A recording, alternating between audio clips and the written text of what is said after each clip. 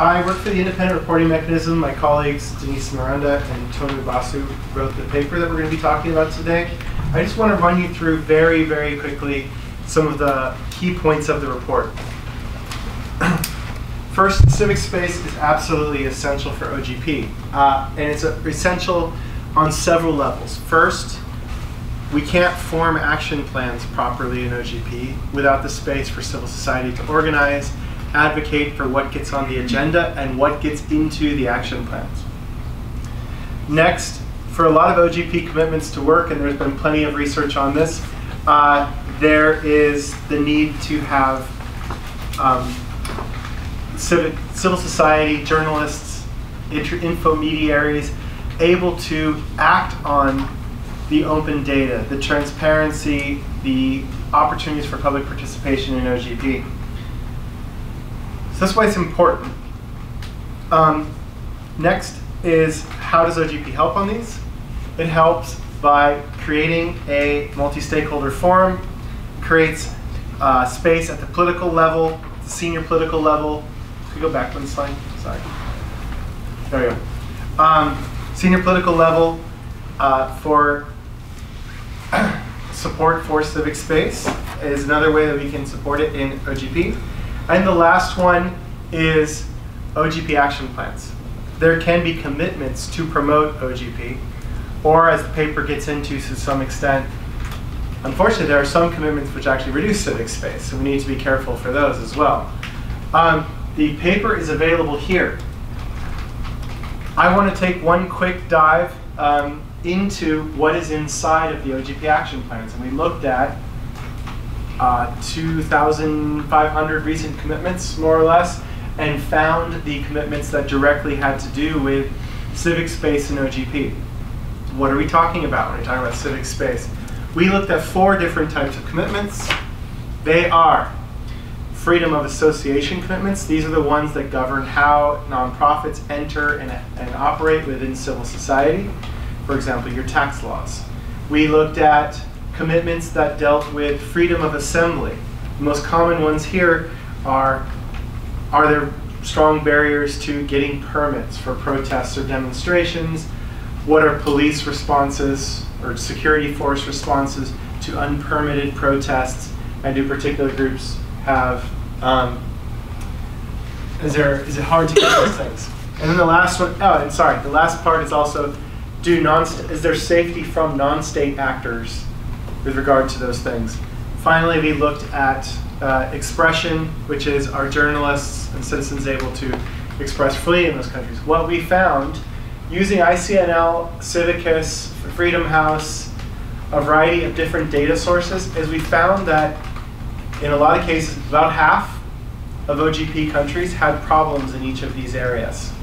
An association, about half the countries had barriers, practical barriers to civil society organizations, entering, forming in life, in participating in civic life.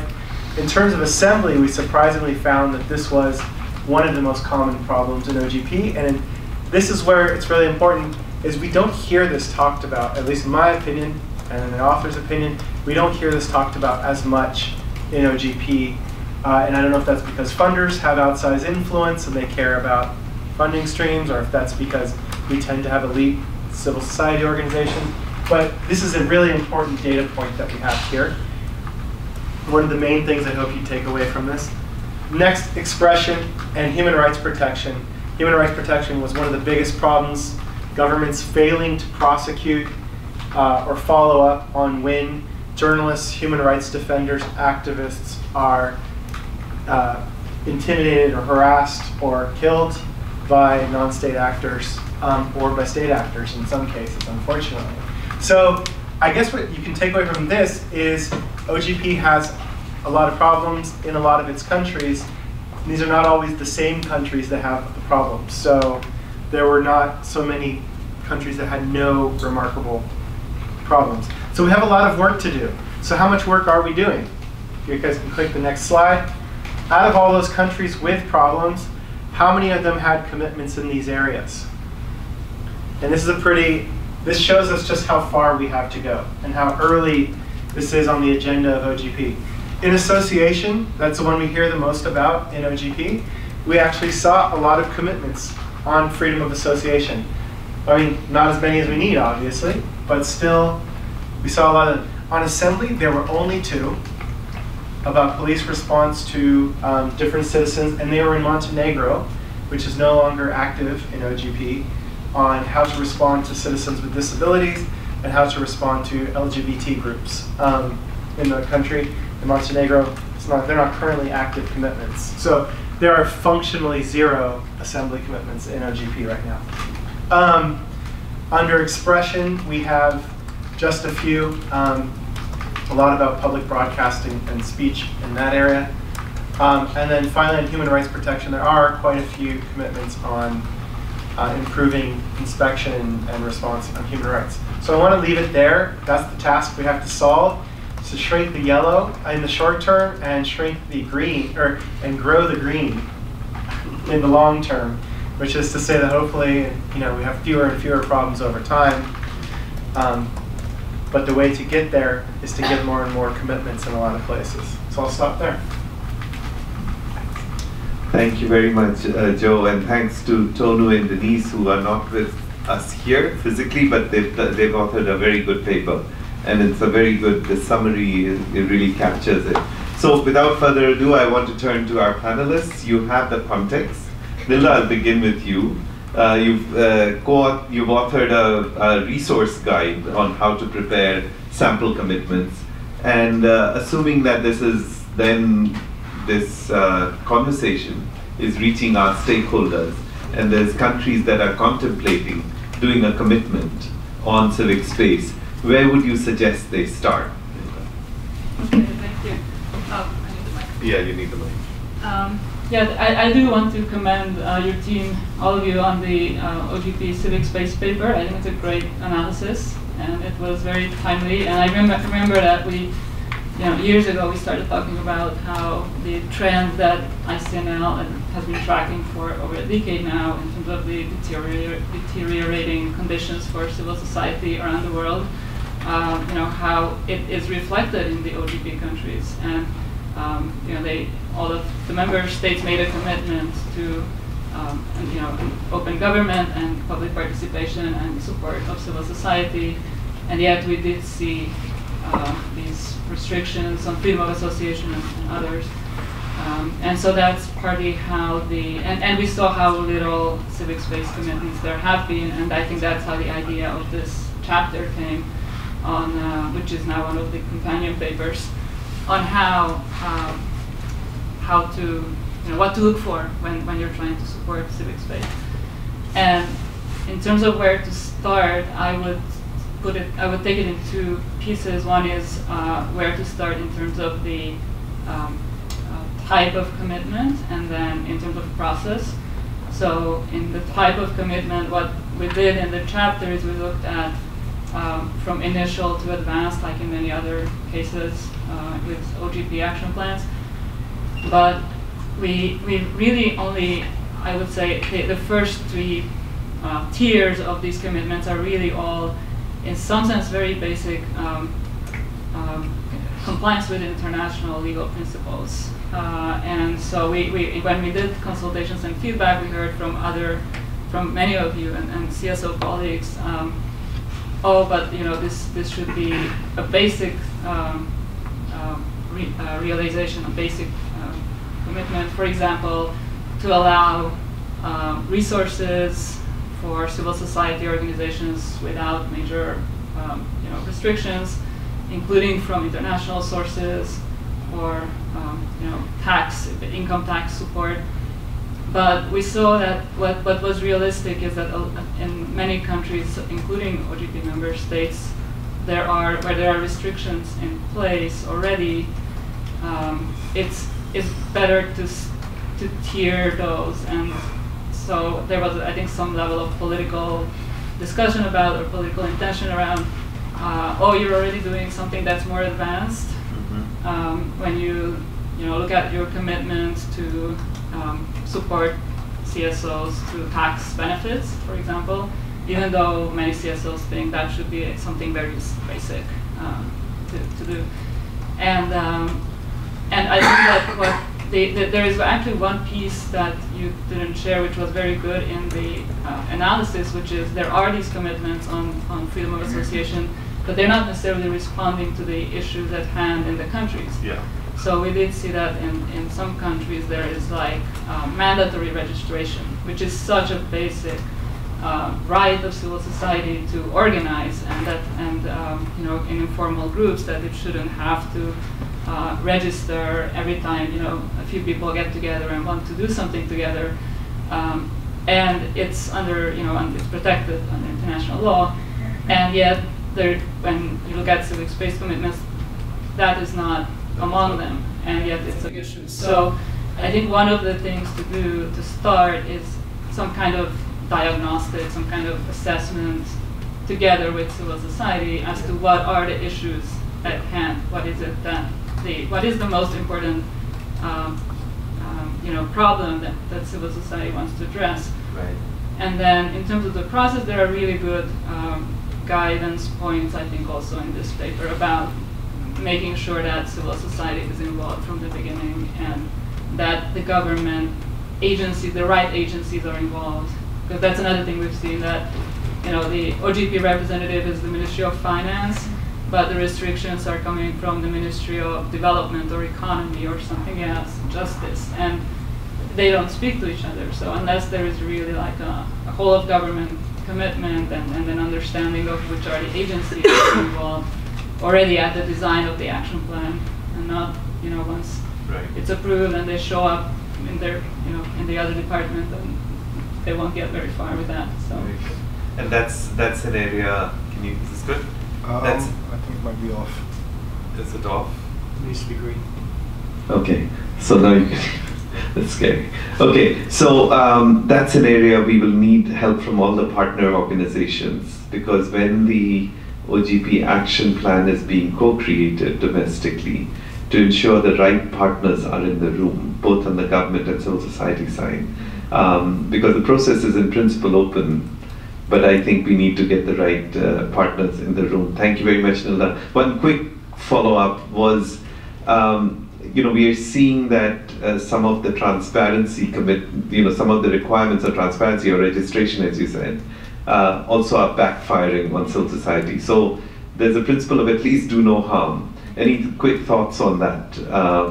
Any guidance on how the commitments should do no harm? Because in Ukraine, I mean, the paper refers to some of these cases, right? Yes, and without going into details on the legislation, I think what we've seen at ICNL, we work, for those of you who don't know our work, we work in about 100 countries or so in creating a better legal environment for civil society organizations, so mainly on freedom of association and freedom of association and expression to some extent. And we see we see patterns. Now, not all of these might be there in the OGP countries, but one typical example of, you know, like a transparency-related commitment or legislative initiative that looks good on paper but could backfire is when the legislation basically equates the civil society organizations with private sector organizations, yes. In the case of lobbying. Yes. So when it's about transparency of lobbying, which is a well-intentioned and important piece of legislation, when it's defined so broadly in scope and in activities, political activities, and who has to be part of that, who has to register as a lobbyist, etc. There's no distinction made for essentially advocacy. So there's the issue-based advocacy is treated as interest-based lobbying, yes. And that creates problems. Right. So that's one example. The other example, interestingly, is when CSOs are equated with public agencies, so government. So on the one hand, you treat them as private agencies, which might be a problem. On the other side, you could treat them as public agencies, and then that's a problem. Right. And that was the Ukrainian case on asset declaration, when the leaders of CSOs were treated as elected officials, and they would have to, you know, do like full asset and income declaration. There's other examples on that too. I won't go into it because of time. Thank you very much, Nilda. David, turning to you, I had a great conversation with Winnie this morning on protecting civic space, Oxfam's executive director. And one of the things I wanted to explore to you, building on this last thread, which is that we are seeing a narrative, which is that civil society organizations are elitist, they're non-transparent, they're not working for the people, they're foreign agents, and there are various types of attacks. Oxfam has a whole history and track record of creatively defending civic space and encouraging. What advice do you have for OGP civil society members on how they can proactively protect themselves in this kind of an atmosphere? Well, thanks for the question. And for those of you that haven't seen Sanjay's conversation with Winnie this morning, I'm sure there's links to it on the OpenGov Week site. It's really a fascinating tour of these issues. And I mean, I think what you have to look at as a civil society member of OGP is what is different and unusual about the OGP system that it affords you as a CSO seeking change in your home environment that you wouldn't have access to otherwise. And a lot of times when we talk about action plans and commitments in the action plan process, I mean, there's a very natural tendency to focus on the objective, the change objective that you're seeking through the co-creation process and through the various opportunities for follow-up to work change on that particular piece of national policy. But CSOs, particularly the type of CSOs that tend to be more prominent in the OGP system, they're maybe more capacitated, already kind of plugged into transnational networks. They have other channels for seeking that type of influence. So one of the challenges that we've confronted as Oxfam, as we're sort of looking in across the 98 countries that we work in for places, entry points or points of connection where our partners might be able to leverage OGP is if you have a CSO that's maybe say working in the area of transparency for extractive industries revenue and is achieving some success, how does OGP, taking the time to learn about and get kind of integrated into the OGP process, how does that add value to their work? And I think one answer to that, and one element that I think is maybe underutilized, and that could potentially be effective for responding to this more contextual trend of closing space, is OGP offers a platform for CSOs to work sort of on a peer-to-peer basis across the whole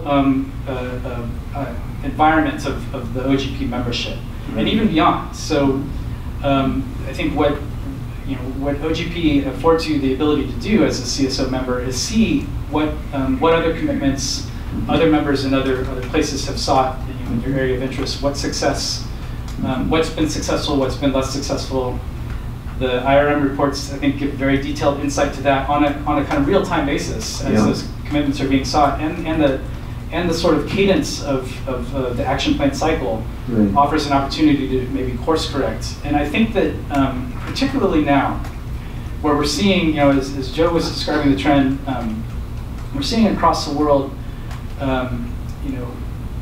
repression of civil society, restriction of ability to operate, attacks on human rights defenders, environmental defenders, that are always specific to the context that they're in, but share a lot of similar traits. We're seeing, I think we're seeing less sort of a creative use of things like OGP on the part of civil society to try to learn and coordinate in order to present, a kind of united front to try to push back on some of those problems. And getting back to the extractives context, I think is one interesting potential example where you have other multi-stakeholder initiatives like the Extractive Industries Transparency Initiative that maybe work on a similar model, maybe with some of the same categories of stakeholders involved, like the private sector, for example. I think maybe looking ahead in this next phase of OGP's evolution, particularly trying to confront these issues, looking at what the OGP can do at various levels, the chairs, the steering committee, the staff resources that it has through the support unit, like what more can we do to kind of foster that peer-to-peer learning, you know, in between summits and in between action plan processes to really try to create some solidarity among CSOs in that regard. Yeah, that's very good, David. And in fact, one of the things, albeit in the summit, in the Tbilisi summit of OGP in mid-July, on the Civil Society Day, one of the things we hope to do is to, you know, sort of convene this creative, this collective sense, including facing up to issues of transparency and accountability that is being used against civil society, to see how they can actually get ahead of the curve and have a collective narrative and a collective sense around this. If it's okay, I'll come back to you, Nilda. Did you have a quick response on this? Just a reflection on this very issue of civil society sharing and coming together. I think the civic space related commitments will be a great kind of learning area for that, because it's true that civil society is oftentimes in their silos, but when it comes to the rights of CSOs or freedom of assembly, it affects everybody. Yeah. So it's not just the environmental or LGBT or men's rights organizations. Those are really affect all the CSOs. So I think that is a great space for that learning. It's a very good point. So there's a big takeaway there, David, which is now, interestingly, we are 96 national and local governments in OGP and thousands of civil society members. So how can the civil society create a collective stance with peer support and peer learning? Because there is a movement on the other side.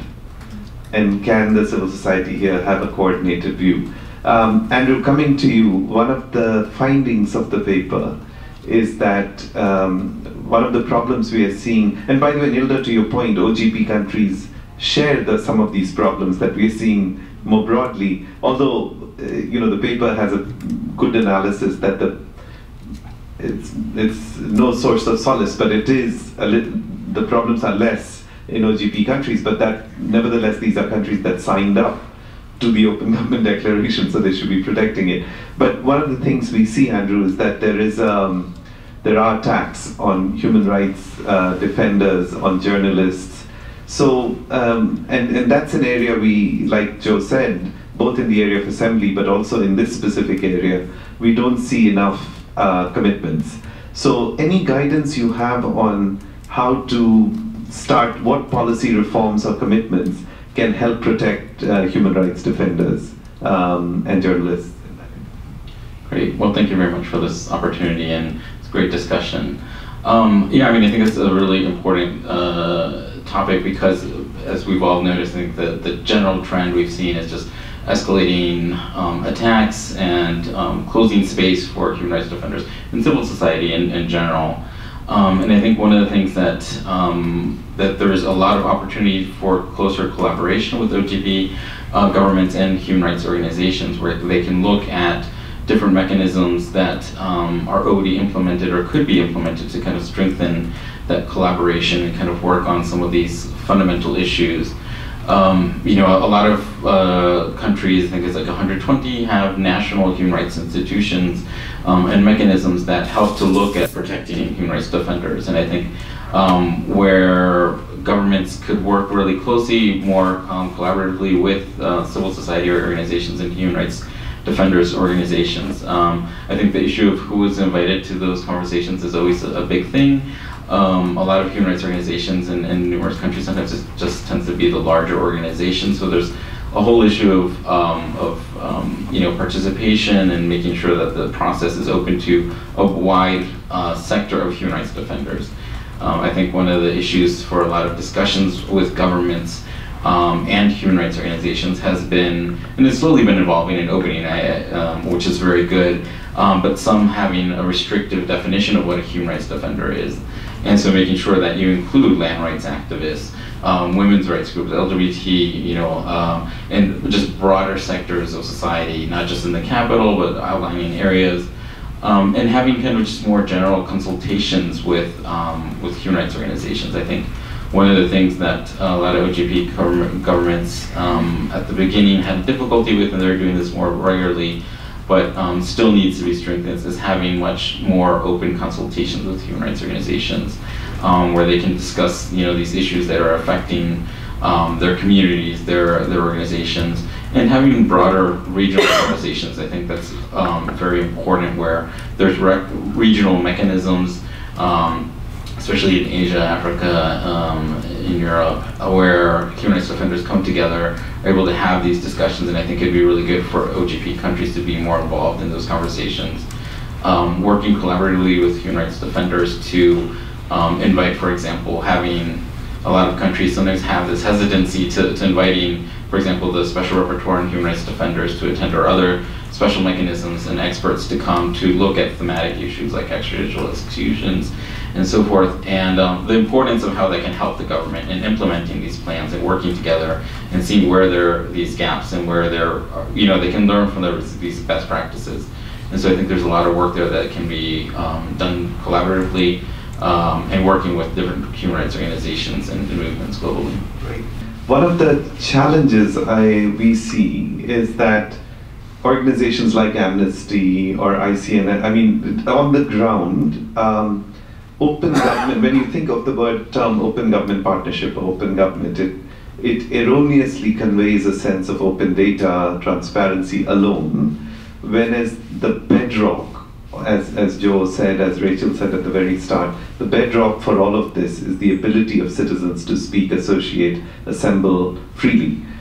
So the connection between organizations like Amnesty and OGP in the domestic co-creation process, or Oxfam, or even on service delivery issues, that connection is often not made.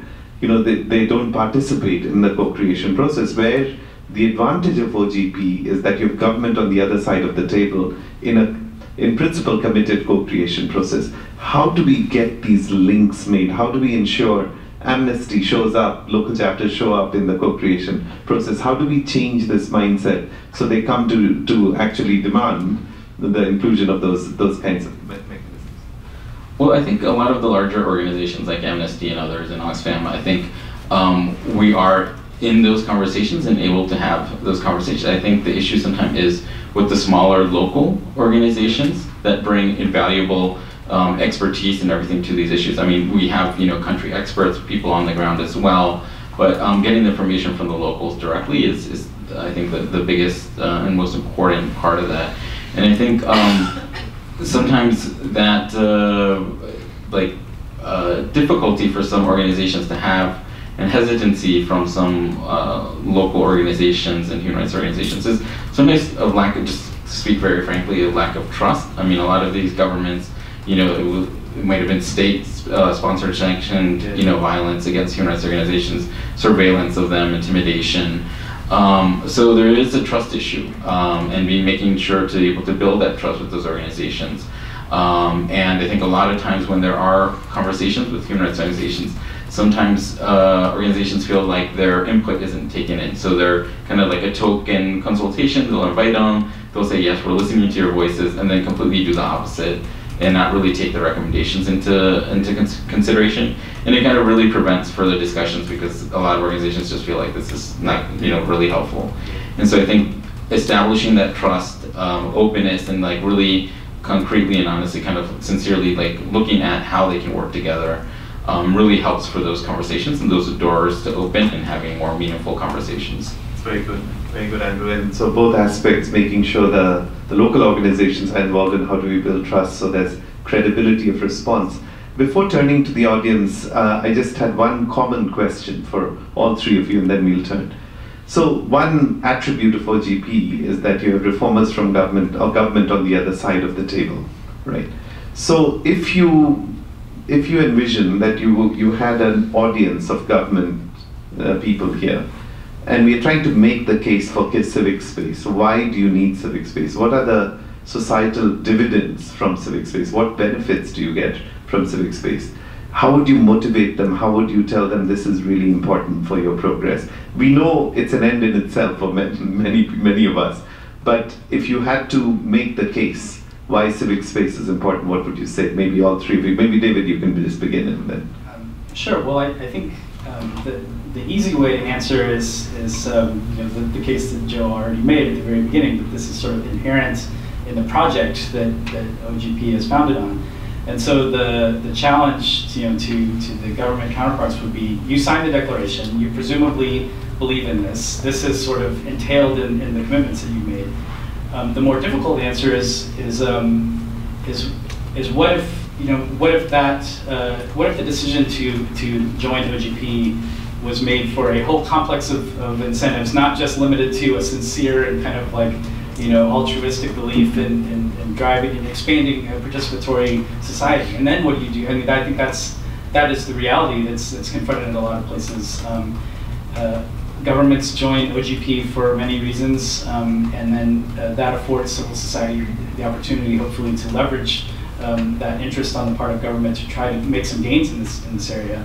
But I think that is the question that it's related to your earlier question about pushing back on the narrative about how do we really create a compelling case that's sort of self-evident that answers itself. And I don't think we're there yet, but that's definitely something that we're wrestling with.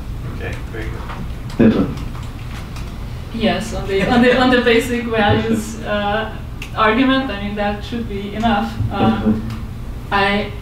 So we work a lot with governments, and one thing that we see is, I know it sounds commonplace, but context is really critical. So I'm not sure I would be able to address, like if this was a room full of government officials from as many countries as you're sitting here. But if you were all from the same country, I would be able to, because I would know the arguments in that country context. And one of the things I think OGP can help do, I have read about this trust fund, or maybe from other resources, is to help fund research in specific countries on civil society contributions, and whether it's economic impact or other type of impact, service delivery, etc., and either do the research or put together existing research and develop those arguments in a context-specific way. I think that is something that OGP could facilitate, so that is definitely one answer. And then also looking at the impact of restrictions also from a regulatory perspective. One example that I have on the top of my mind, because I just read about it, is the FCRA regulation in India, and in the material that I got from my colleagues, it says that essentially with this renewal of registration that was mandated by the Act, the government created such an amount of regulatory paperwork that now everything is stalled because they can't get through it, because now they have like 300,000 organizations that need to register essentially on an annual basis, and there's no way to process that. So it's kind of a backlash of trying to regulate everything. It creates more work for the government and less efficiency on implementing your plans. So those kind of things could be identified and shared. Absolutely. Very good, Nilda. Yeah, I guess I would say that I think the same comments as my colleagues, but I think always kind of pushing governments to understanding the importance that civil society plays in governments, and helping from democracy, accountability issues, transparency, stability, and also to economic prosperity. I mean, I think there's a lot of kind of incentives and kind of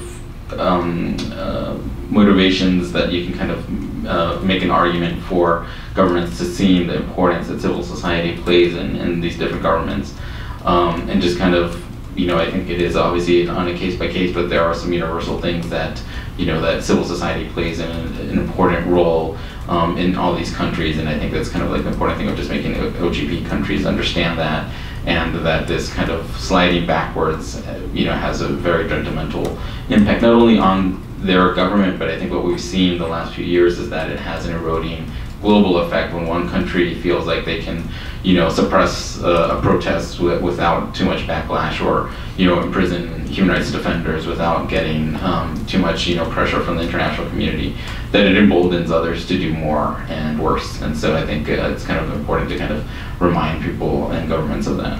Very good. Very good. I'll open it up, but just to share one point on my experience with the political economy of countries. There are countries that join, David, as you said, for various reasons. And if you really do want to empower or create more committed reformers, some amount of evidence will also help. We take it as given, it's first principle. But in a room of the committed, everyone will agree. But we are precisely having this conversation because we are in a context where you don't have the committed. And so trying to enhance the community of the committed. And so they're very concrete, small examples that I'm seeing in OGP in the Philippines when they, and here I'm making it instrumental, which I know we don't want to entirely be, but it starts to get people to think about the benefits of civic participation, civil society. In the Philippines, when they disclosed all their roads and geocoded it, when civil society started doing social audits, they found roads that didn't exist. And the Commission of Audit started using the civil society social audits to mandate a government response. And each ghost road saves $300,000 a piece. Now, of course, that's just an instrument. Or in one of my favorite examples is in Côte d'Ivoire, in DRC, when citizens participated in a participatory budgeting exercise, and they had the space to vote, and civil society mobilized them. When they saw roads and schools being repaired that they voted for, tax collection jumped 16 times. Now these are very instrumental things, but it starts to tell you that there are political and economic dividends when citizens have voice, when governments respond to them and trust is built. But I mean, if we start to build some of this evidence base using the trust fund or research, it augments what is a first principle benefit. Let me now open it up to the audience here. Any questions, comments? Counter arguments? Go ahead. Why don't you take a mic if you could, because we have. And let's take a couple, and then we will turn back to the panel. So, hi, my name is Rebecca. I work at IC Global, which is the Coalition for Inclusive and Sustainable Cities. And I'm just wondering how OGP, I've looked a little bit about how they engage with local governments at the local level, and I wanted to know how much more you're going to do with local governments and try to get more on board to promote open government. Thank you. Let me see if other colleagues have questions. Joe Powell at the back will answer that question for you. Hi, my name is Justin from OGP, and this is somewhat related to Sanjay, your last question, and maybe more directed towards actual commitment design and inclusion in action plans. But the paper cites as one of its goals increasing the volume of civic space-related commitments. So how would you suggest overcoming maybe a disinterest by, as it's a co-creational development process, overcoming a disinterest in actually even including the other side? Okay. Any final question? Mary Beth. Hi, this is actually more for Sanjay, actually. I'm just wondering, when a country is removed from the OGP process, how are we continuing to engage with the civil society in that country? Are they still part of the process, if you will, for collaboration with other civil society and part of the OGP network in a broader sense?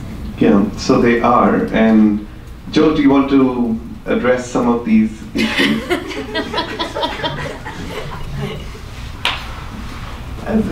Thanks, Sanjay. Hi everyone, I'm Joe from OGP. Just on Mary Beth's question, I think one of the most interesting examples we have right now actually ties a little bit of the two, the local government question as well, which is Tanzania. So in Tanzania, we have a government that's come in and was initially welcomed as a kind of anti-corruption government, but very quickly became clear that the anti-corruption lens they would take was strongly on enforcement, and that would include actual closing of civic space under the banner of efficiency and enforcement of an anti-corruption push. So it's been a very interesting test case for us, because the government then withdrew from OGP, but we still have an engagement with a local government in Tanzania who joined our pilot program, who are very committed and want to stay engaged. And we also have a steering committee member from Twaweza who work a lot on social accountability programs in Tanzania. So I think, this is obviously on Facebook Live, so you have to, but I think what we're trying to do behind the scenes is make sure that we continue engaging with Tanzanian civil society, so that if and when a path reopens for the national government to join, we're able to supply them with some of the evidence and examples to help them make that case, and to continue engaging with the local government in Kigoma County, so that we can hopefully show through Kigoma some of the practical instrumental benefits that Sanjay talked about that may then be of interest to the national government. So I think this idea that even in context of closing civic space, you can work with certain local governments who may be showcasing or role modeling the type of open government behavior and building the kind of evidence for it within the context, to your point, Nilda, within the country. That is quite an interesting angle for us that we so far haven't explored as much. But to the question on local government, I think that is clearly needs to be a huge push on that at scale. So we have 20 local governments who have joined OGP in their own right, but that's such a tiny fraction of the demand.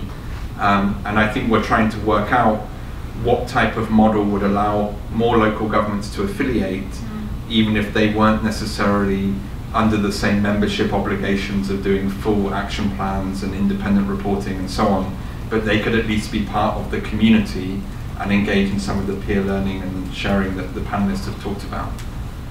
So just a couple of thoughts. Just one thing to add, Mary Beth, that today I got contacted by a civil society organization in Turkey, which despite the exit, and so we've encouraged them to stay involved, join the community of civil society organizations. And there are restrictions when a country exits on the government side, but on the civil society side, we need to stay engaged. Let me take a couple of minutes, and then we will turn back to the panelists. Go ahead. Thank you. Yeah, I'm Nilda with the OpenGov Hub. I'm really curious if anyone has had the opportunity to really take a close look at the list of these thousands of civil society organizations that exist under the OGP network, including from countries that have lost their active membership status, and just give us a sense of what is that minimum common denominator that may exist, because I do think there's such tremendous potential, and it's such a unique kind of cross-section or collection of civil society globally. But at the same time, I know we have to be very realistic about expecting this entire collective to speak with one voice. So I'd really love to hear people's reflections on what is the common thread that we can start to picture across all of these groups. Okay. Very good. And I'll turn two of the questions into questions for the panelists. I'll come back to that. Any final questions before I turn it over to the panelists? Anyone? Yes, please. Hi, my name is Cecilia, Nani Associate. Well, it's kind of open questions in terms of there's no specific way to ask that question.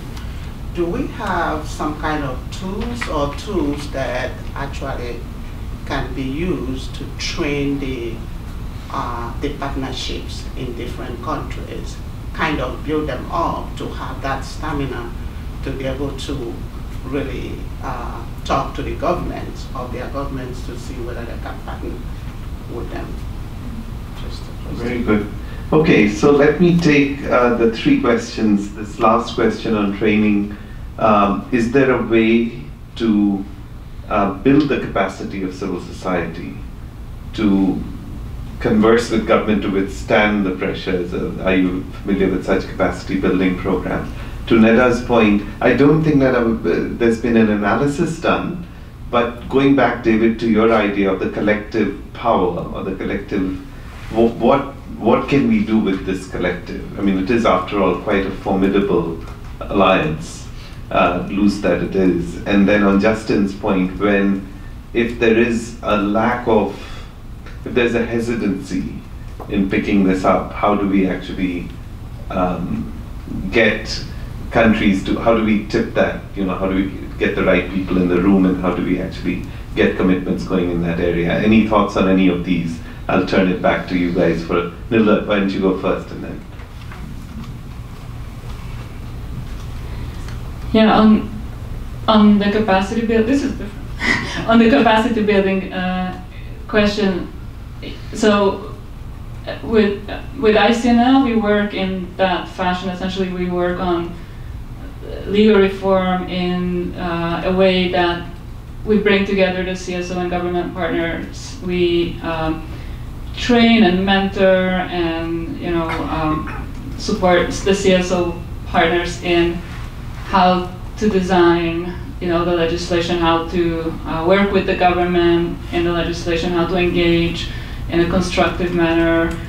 And what we've seen is, in talking to OGP colleagues in a while, is that often the organizations who are involved in that kind of reform discussion on the ground are not necessarily part of the OGP process. And a lot of times, because the OGP focuses a lot on holding the government accountable and transparency issues, the CSOs who are involved in the OGP process are by nature a little more, I don't know what the right word is, more less trusting towards the government, or it's more difficult for them to overcome those kind of communication barriers, etc. And I think one way that we can extend that, the potential, expand the potential for reform is, going back to your point, linking up the CSO initiatives on the ground and making sure that organizations who have more experience in working in joint working groups, what does that mean? How do you engage? How do you build arguments, etc. Have them kind of engage with their peers who may come from a more, confrontative background, or so that would be one way. Very good observation. David? Yeah, just a couple of thoughts. I think on the capacity building question, I do think we've seen an example of that in action carried out by OGP, actors who are critical to the success of OGP, but maybe not using OGP channels per se, by which I mean the states that are members and champions of OGP have carried out through their own work in other areas, through development programs, through their diplomatic engagement efforts to engage with and the system, bring along the capacity of civil society that I think has been. Do you want maybe trade? Yeah.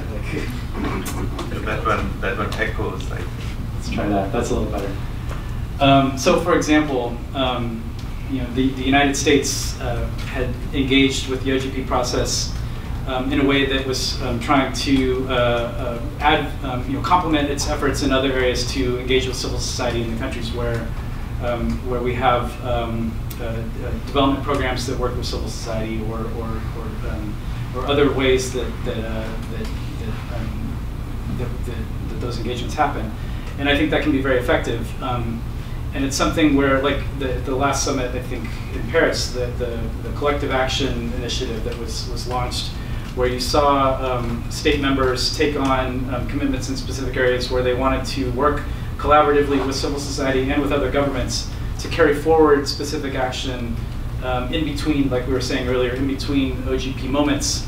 And those actions would be carried out not necessarily through OGP processes, but through their own tools that those actors have to work on that. And then I think on the other points, just one thought. Speaking about how to kind of harness the power of the collective, I do think that there are ample opportunities for collective action on the part of civil society. That points to, I think, another question, which is if civil society sort of bands together and demands that the responsibilities of being an OGP member include more ambitious and stronger commitments around association or protection of offenders, that you governments are now going to be held accountable for. And if you fail, and you see some of those governments drop out, how do we feel about that? Is that a win, or is that are we losing something? You know, if OGP becomes smaller but becomes a group of the even more committed, is that the direction that we want to be heading? And if the alternative, you know, is preferable, then what's lost by you know, what's gained and what's lost by retaining those members who might not be able or willing to make those commitments? That's a very. We have some thoughts on that. Okay. Do you I'm interested in your thoughts. Yeah, I'll share. No, why don't you go? Yeah, I think in terms of maybe capacity building, I think one of the things that Amnesty and other organizations do is making sure that we're able to provide, making those connections for a lot of different civil society groups and having them prepare for conversations that they might have with OGP governments and institutions like the human rights institutions and global networks, especially working on UN treaties and meetings that they can have these specific kind of conversations around. I think one of the things that also we kind of try to really do and build on, and which I think is important for OGP governments to do, is looking at this good practices and learning conferences where they can learn not just from colleagues there, but I think globally as well. I think that's been really important, and governments being able to see what practices work good and work really well, and they share with other governments and other civil society, but at the same time also learn what hasn't. And I think that's really critical for kind of developing best practices. And so I think that's somewhere where we try to kind of sometimes play a role with human rights organizations and human rights instruments, and making sure that, you know, that those spaces are available, that civil society is able to be engaged in those, especially the smaller organizations, and working and bringing the global movement kind of strong, more towards that kind of end goal. Super. So just, these were very good thoughts. David, just to answer your question, I mean, my own perspective, and everyone in the partnership will have different perspectives. I think the idea of OGP was to create a set of eligibility criteria, which, and now the values check, which measures actually CSO control and repression, where the bar is not high. It's a low bar, but it's a minimum bar. But the idea is to get countries in and then get them to improve, right? But where there is a lack of willingness or commitment to the basic values, and they continue to demonstrate acting contrary to values, that's where our response policy has kicked in. And there it's better to have a slightly smaller partnership, but a partnership of the willing and the committed, rather than a partnership of people who are just joining, but they're acting contrary to the spirit of the partnership. So it's better to help and to do our best to engage. But if you find a situation, as we found in Azerbaijan, to be specific, then it's better that you just say, this is a partnership, this is what it stands for. A final thought, so first thanks, I'll come and thank, but I just wanted to make one final thought from my point of view, that we meet in this context where you feel that you're under siege because of these attacks on civic freedom, basic civic freedoms, and it is a very grim environment at one level. And it is, as Vinnie said, when she stands on top of the mountain, she sees some areas of progress, but there's also a major set of problems. But I want to also stress the opportunity that OGP provides. In this environment, you have countries like Latvia and Serbia that have commitments, and there are 100 commitments, and yes, there are different degrees of relevance, seriousness, and so on. But you have countries that are, in this context, simultaneously trying to expand civic space. Just when voices are being shut down, they're inviting more voices in, including through the co-creation process. So there is an opportunity to show an alternative, a more hopeful alternative. And you have, as you all have said, a set of all these countries that signed on, where the basic premise was to protect civic freedoms. So the question then is, galvanizing and mobilizing and leveraging these glimpses of what this hopeful path could be. How can we expand that? And just to summarize, I mean, we have the collective power of civil society. We also have willing reformers, and we have the steering committee of OGP, which is one we should be leveraging more. And getting to see if the steering committee, which had 11 governments, 11 civil society, at least on the government side, working with civil society, can they role model a set of commitments which proactively signals that this is what good civic space looks like. Or it will be contextualized, Nilda, to your point. So I think we need to see if we can concretely role model and show a different way. And with that, the last point I would make is an appeal to all the partners, including all the partners here, to connect the dots. OGP, because its virtue is it's an action platform. It's not a talk platform, because it has these action plans where there's accountability from civil society and from the independent reporting mechanism to leverage the platform, bring the right, we can help connect you to the process and to the key counterparts, but get the right actors in the room on the government and civil society side. Very important issue. Look forward to taking this together. Okay. Thank you.